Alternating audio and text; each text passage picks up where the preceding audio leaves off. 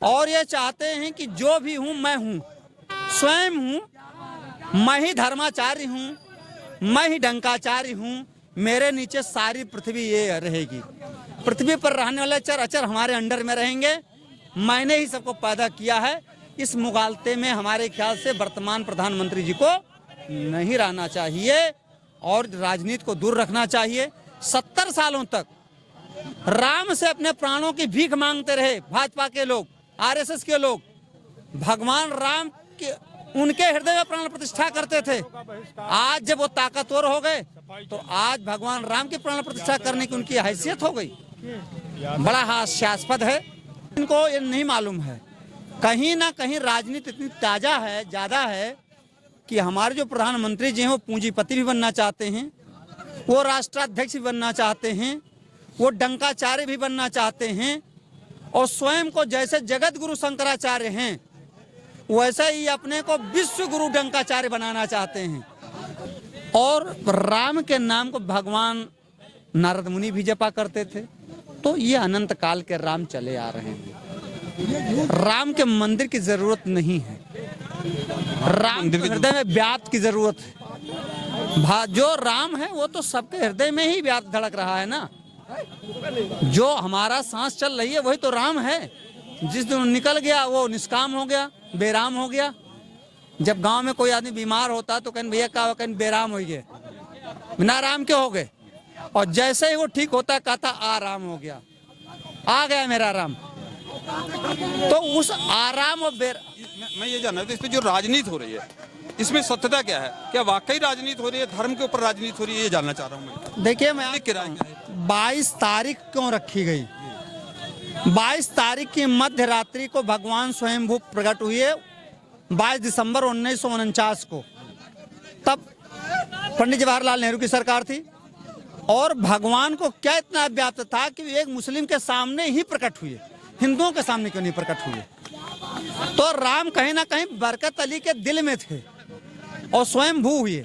जिस भगवान ने स्वयंभू हुआ हो उसके मंदिर को बनाया जा सकता है, लेकिन प्राण प्रतिष्ठा नहीं हो सकती। इसका उदाहरण 12 ज्योतिर्लिंग भारत के हैं विभिन्न कोनों में।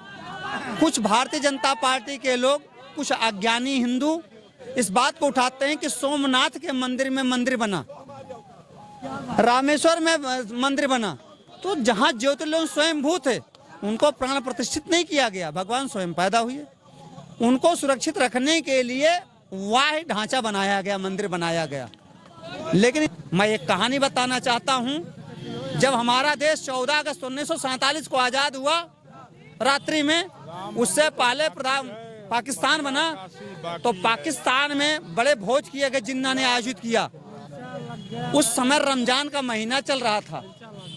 रमजान में कोई दिन में तो भोजन नहीं करता। लॉर्ड माउंटबेटन ने कहा कि साहब हम लोग खाना नहीं खाएंगे, जिन्ना से कहा, और जो आप भोज आयोजित कर रहे हैं ये तो गलत है। तो उन्होंने कैसे गलत है? बोले भाई रमजान का महीना चल रहा है, लोग रोजे से हैं, वो कैसे भोजन करेंगे? तो ये मूर्खतापूर्ण बात है। तो जिन्ना ने कहा कौन धर्म, कौन रोजा? तो जिस व्यक्ति को रोजा, रमजान और धर्म ना मालूम हो वो आदमी सत्ता क्या चलाएगा? और सुनता हूं कि वो जिन्ना जी भी गुजरात से ही थे, उनके पूर्वज गुजरात से ही थे। जिन्ना की तुलना मोदी से कर रहे हैं क्या? सेम चीज है भैया। इनको धर्म से मतलब ही नहीं है और संजोग से भी गुजराती ही हैं। जिन्ना और मोदी दोनों गुजराती, और उनको भी रमजान के बारे में नहीं मालूम था, इनको भी हिंदू धर्म के बारे में नहीं मालूम है। गांधी भी गुजराती ही थे। और सावन से लेकर के पूछ तक कभी भी हिंदू धर्म में कोई अच्छा कार्य नहीं किया जाता। भगवान राम का विवाह अगहन के महीने में हुआ था, उनको घर छोड़ना पड़ा, पत्नी को त्यागना पड़ा, परिवार छोड़ना पड़ा, तमाम चीजों से जूझना पड़ा। इसलिए सावन से लेकर के और पूछ तक हमको नहीं लगता कोई धार्मिक अनुष्ठान हिंदू धर्म में होता है या होना चाहिए। चर्चा का विषय है, कुछ लोग चैनल पे बता रहे हैं कि जो शंकराचार्य हैं वो कांग्रेस से प्रेरित होकर बोल रहे हैं, ऐसा क्या है आपके मन में? ऐसा क्या है? देखिए, होता क्या है कि जैसे मेरा भाई ही है, मेरी पत्नी है, मेरा बेटा है, अगर मुझे उसे बुरा बताना है तो बुरा बताना, कुछ तो आरोप लगाने ही पड़ेंगे। मैंने आपको कहा कि वो श्रीमद् जगत गुरु शंकराचार्य हैं और ये विश्व गुरु डंकाचार्य बनना चाह रहे हैं, तो डंकाचार्य शंकराचार्य को नीचे करना चाहता है। निश्चित तौर पर यह है, बाकी शंकराचार्य किसी के नहीं हैं, उन्हें संपत्ति की जरूरत नहीं है, वो जनता द्वारा नहीं चुने गए हैं, वो धर्माध्यक्षों जो विद्वान हैं उन लोगों ने उनको चुना, सर्वश्रेष्ठ जो हैं उनको शंकराचार्य चुना जाता है। शंकराचार्य ग्राम प्रधान का इलेक्शन नहीं है कि 500 रुपया ले मोहर लगा, और कोई धर्माचार्य भी नहीं करता है। जो सर्वश्रेष्ठ होते हैं, हमारे शंकराचार्य निश्चलानंद स्वामी जी ने करीब 20 पुस्तकें लिखी हैं और उस पुस्तकों को ऑक्सफोर्ड यूनिवर्सिटी में ही पढ़ाया जाता है, सिम्बोसिस में ही पढ़ाया जाता है। विदेश नीतियां उस पर विदेश के लोग तय करते हैं और पोप जैसे लोग आते हैं, अन्य धर्म गुरु भी आते हैं, वो भी आकर के शंकराचार्य को प्रणाम करते हैं, आशीर्वाद लेते हैं।